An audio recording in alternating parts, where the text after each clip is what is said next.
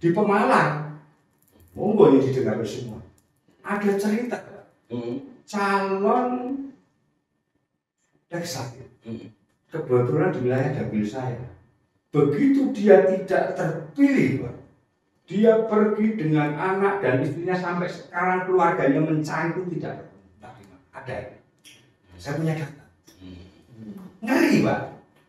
Jadi kalau kami yang di bawah juga sedemikian, ya kan? Terus yang di atas kadang-kadang juga menurut kami tadi, menurut saya ya, bukan menurut saya, kok penyampaiannya yang berbau-bau tidak justru membuat sejuk, nyaman kita, apalagi hanya personal. Ya maaf, kami punya tanggung jawab untuk berani menyampaikan ini.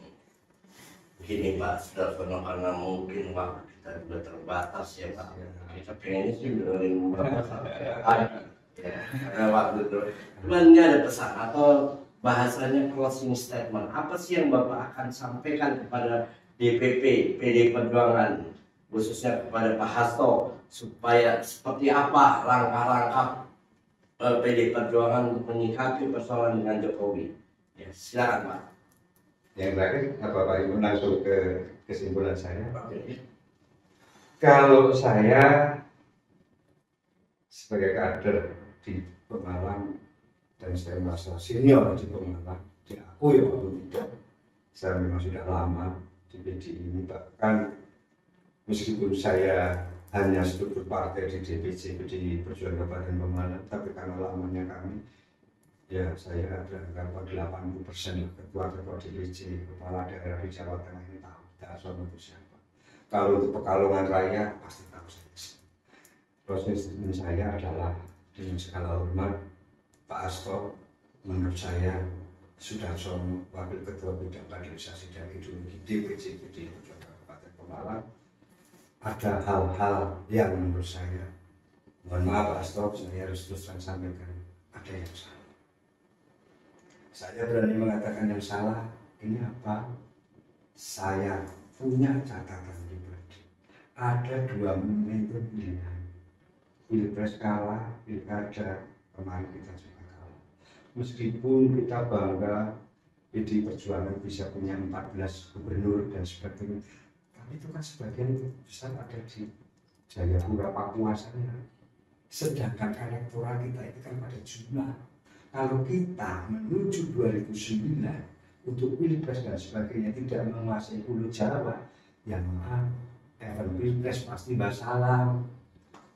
Ini, jadi pesan saya, mohon maaf, wong desa kok berani pesan sama sekjen, dan bagi saya berani. Monggolah kita masing-masing berkaca. Dan manakala apa yang menjadi sikap pendapat saya ini yang sebenarnya jujur muncul dari dalam untuk partai ini bisa menjadi lebih baik. Tapi manakala ini dianggap sikap membangkang, ya saya menang. Yang jelas saya juga punya idola. Idola saya siapa di partai? Dengan segala hormat, Komandan Korea saya, lepas dari setelah ini mungkin saya juga akan diapakan oleh Pak Pacul, saya hormat sama Pak Pacul ya.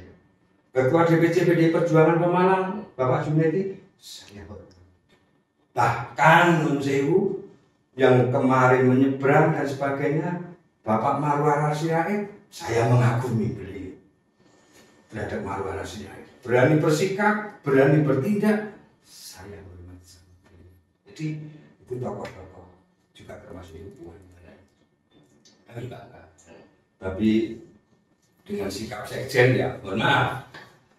Karena di partai, kalau tadi ada sekilas, karena ini closing statement, partai itu sebenarnya juga tadi Pak Imam singgung, itu kan kalau salah begini, wakil ketua satu adalah wakil ketua bidang kehormatan, Pak Somarudin Labubu. Itu siapa? Tadi tersampaikan Pak Imam sekilas. Terima kasih Pak mengingatkan saya. Berarti dievaluasi juga, sekjennya juga manusia. Ya.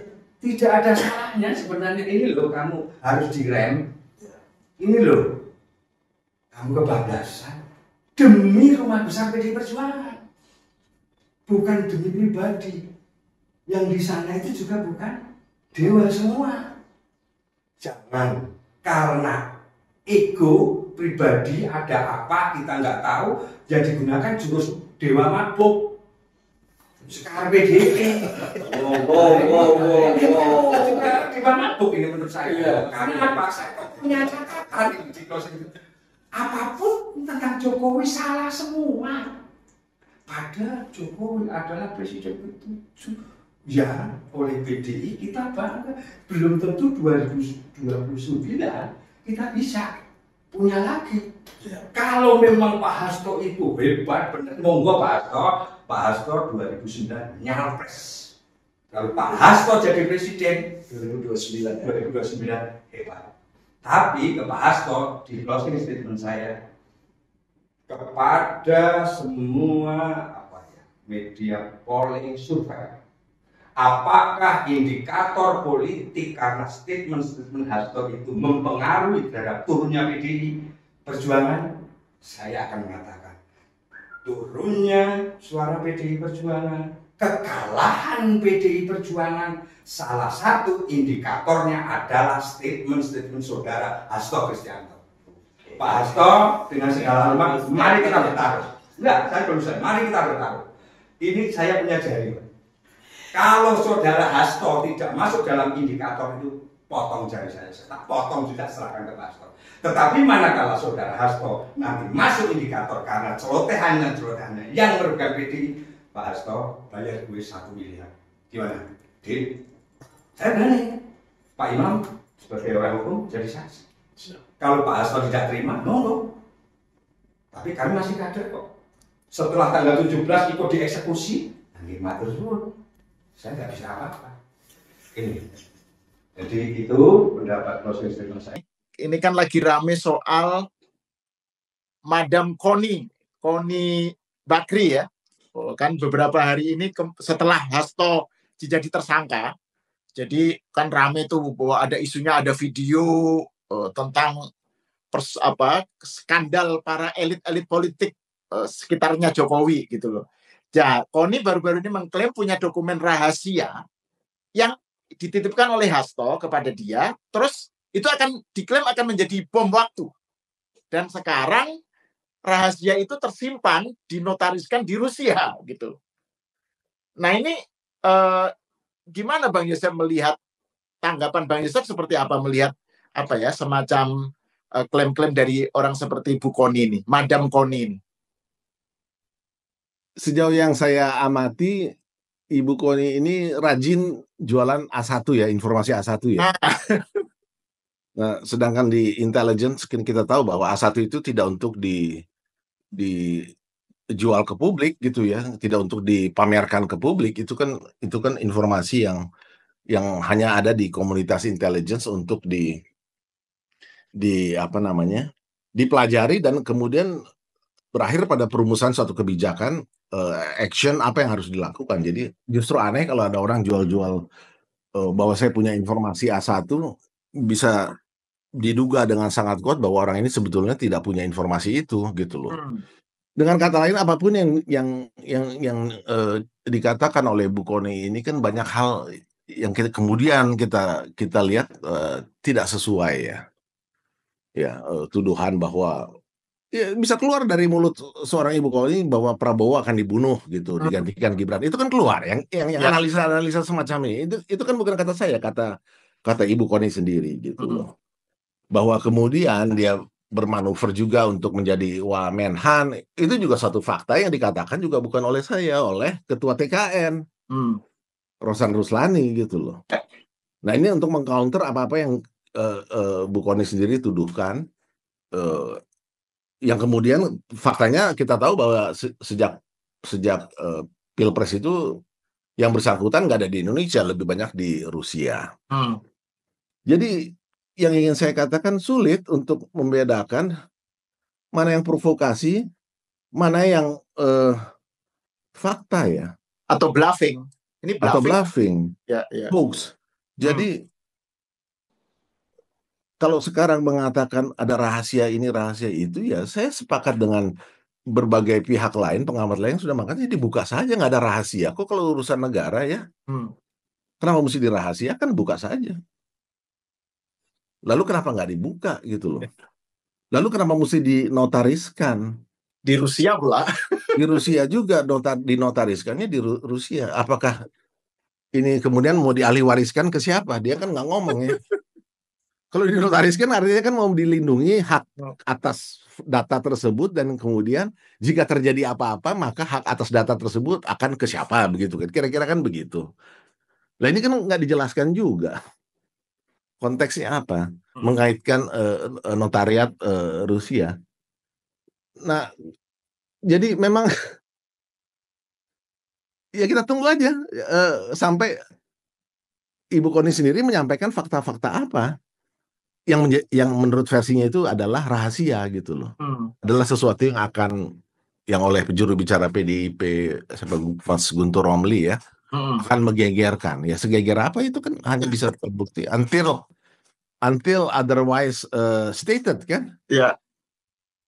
Iya, jadi kesannya spekulasi semua. Betul, kesannya jadi sekarang ini kayak bluffing aja, kayak gertakan, dan yang menarik itu bukan hanya ke Jokowi ininya ya, bluffingnya, tapi juga ke keluarganya. Dan dalam acara podcast dengan Abraham Samad kan Bu Koni bilang ngasih warning ke Bu Iriana.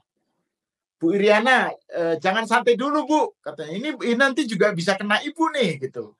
Terus kemudian dia menyebut Mulyono yang nggak tahu diri dan seterusnya, karena kan Bu Koni ini kan menyebut dirinya sebagai pengikut setia Bu Mega lah gitu ya.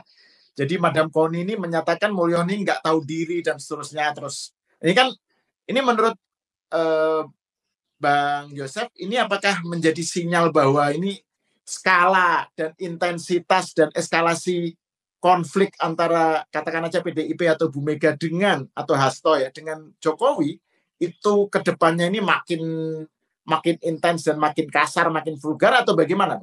Bagaimana kita membaca bluffing yang atau klaim-klaim semacam itu? Ya nggak bisa lain, yang rasional adalah fakta bahwa Sekjen ini kan sedang dalam proses. Sprindik itu kan diknya itu kan penyidikan. Jadi dimulainya penyidikan. Penyidikan artinya kan dalam yang terkait dengan Pak Hastonya ini ya.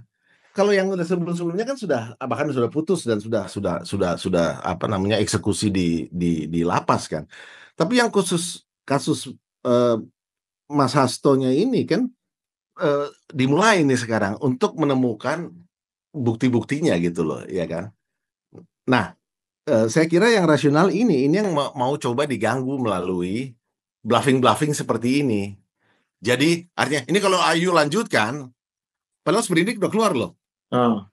Tapi seolah-olah ingin mengancam, menjadi seperti bahwa kalau Ayu lanjutkan, ini bluffingnya ini akan keluar, bluffing 2 akan keluar, bluffing 3 yang terkait Ibu Riana akan keluar, gitu-gitu. Jadi harus kita lihat urusannya mau kemana nih, ke sini, ke proses penyidikan yang sudah berjalan sejak dikeluarkannya sprindik di malam Natal kemarin. Walaupun kita masih harus melihat ya sampai seberapa jauh, karena ini kan baru selesai tahun baru ya, artinya saya tidak tahu ada yang tahu Hasto ada di mana nggak sekarang, Pak Mas Hasto ada di mana nggak? Nah ini juga masih jadi pertanyaan ya.